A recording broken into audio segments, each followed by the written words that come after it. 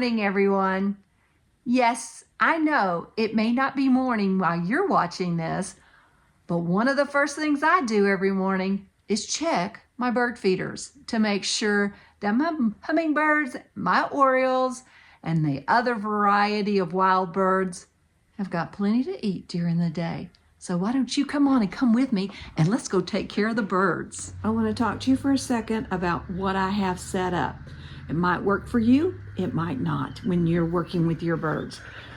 I bought a large dog food container at Tractor Supply. It holds 2 of the 32-ounce bags of bird feed. I usually buy the value pack of bird seed bag because, well, it's $15.77 and we feed a lot of birds.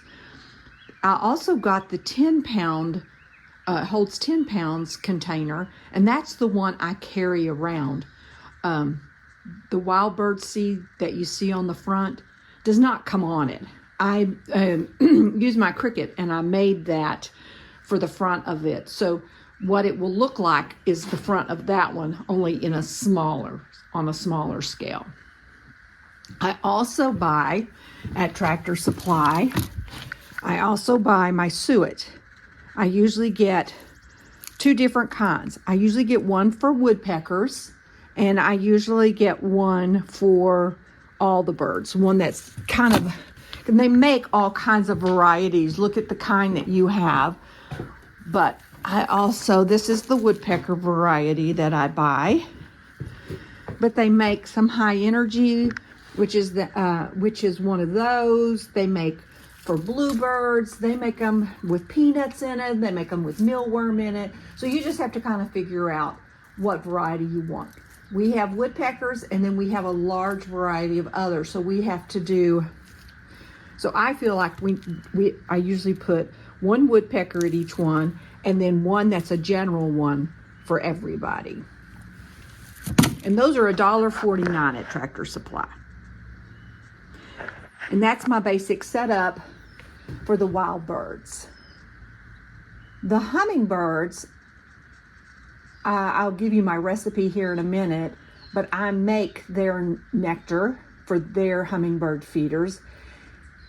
And honestly, the best price that I have found for my oriole feeders is I buy the large container of grape jelly at Aldi's, and it's less than $3. So, you know, that's a good one from there. And I also get my oranges from Aldi's too, because I buy the big bags and just cut them up and put them out there. All right, so I'm going to go around and I am going to replenish some. And later on, I'll show you what happened the other morning when we had a bear visit. So here's my basic setup for the front pollinator garden. I have a tube tower. I have a squirrel guard on this one, a bird feeder, and 2, if you'll see, it has 2 cages on the side, each one for suet. Those little blocks. It's too close to the bluebirds, so we will be moving this to the other side of the pollinator garden. Also in this area, we have a hummingbird feeder, which I will refill this morning. Looks like the raccoon got a hold of it again today. Didn't they, baby? I'm coming. You're next. Here it comes. Okay, so Bruiser's my hummingbird that comes back every year. He is very aggressive. He won't let any other hummingbirds, including his mate, drink from his feeders for very long. And the raccoon has figured out how to keep the hummingbird feeder hanging, but drain the juice from it. So every morning I have to refill the hummingbird feeder. And in the front pollinator, we have a bird bath. It usually has a fountain going in it, but there's no sun today, so the solar is not working on the fountain at this moment.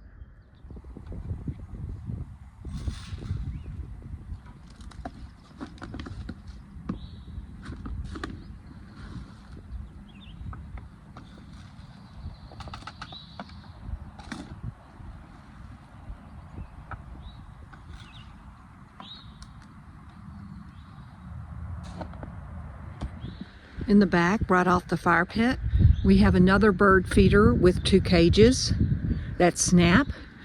We have an Oriole feeder that needs to be refilled this morning along with the bird feeder. And this one has a squirrel guard on it too, down here. This one does not.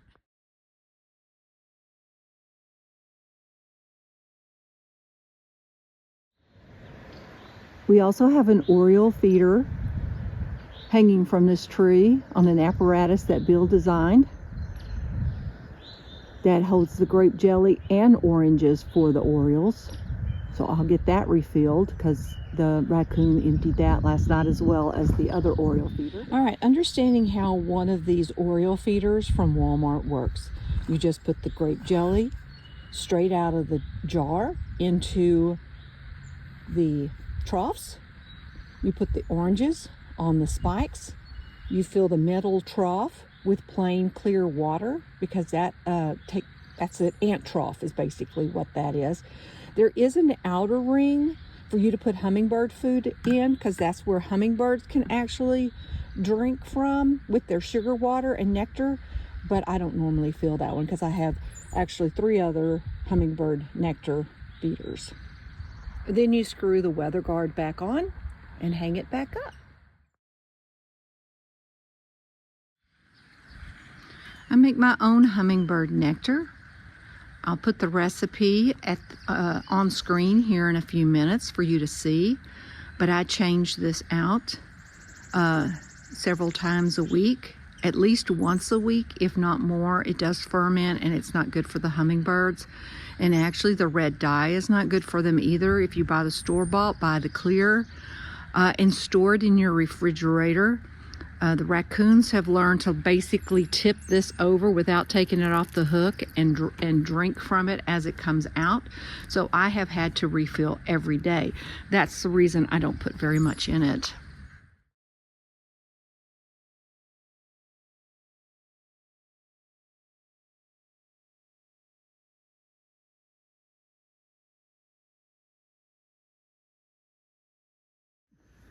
This is the nail my grandson put in there so that Bruiser would have a place to perch and guard his feeder.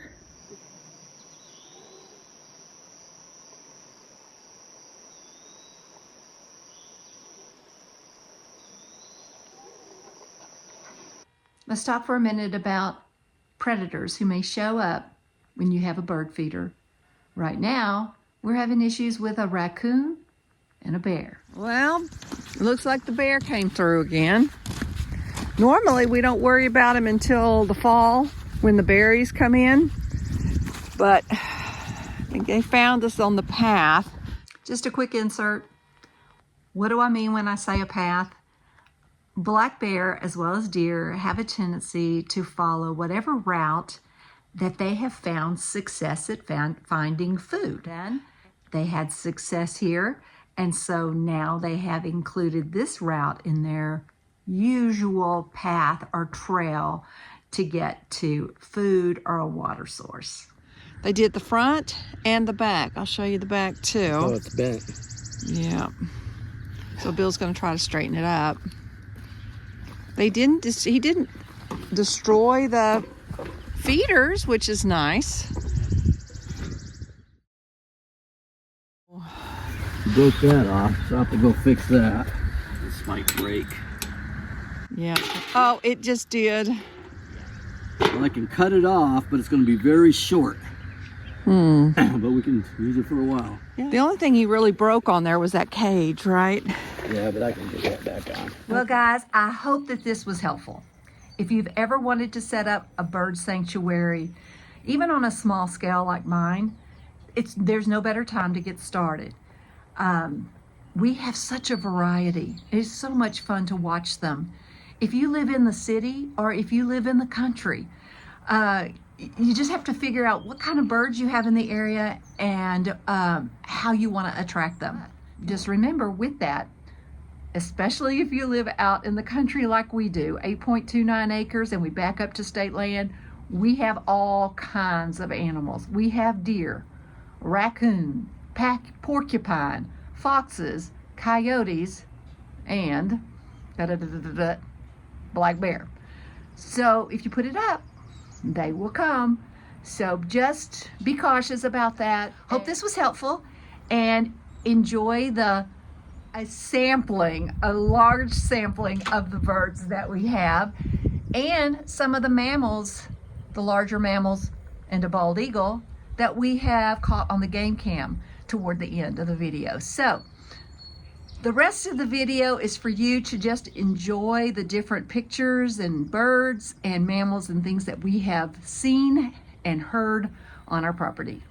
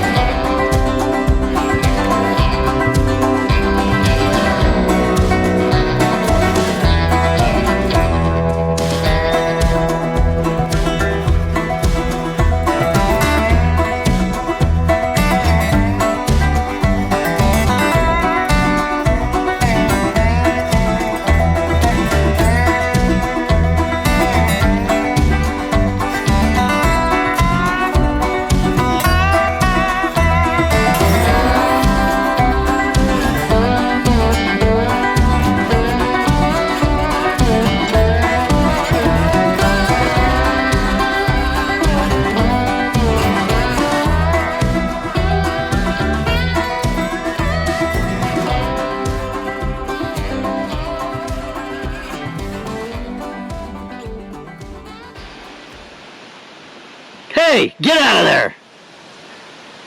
Get down!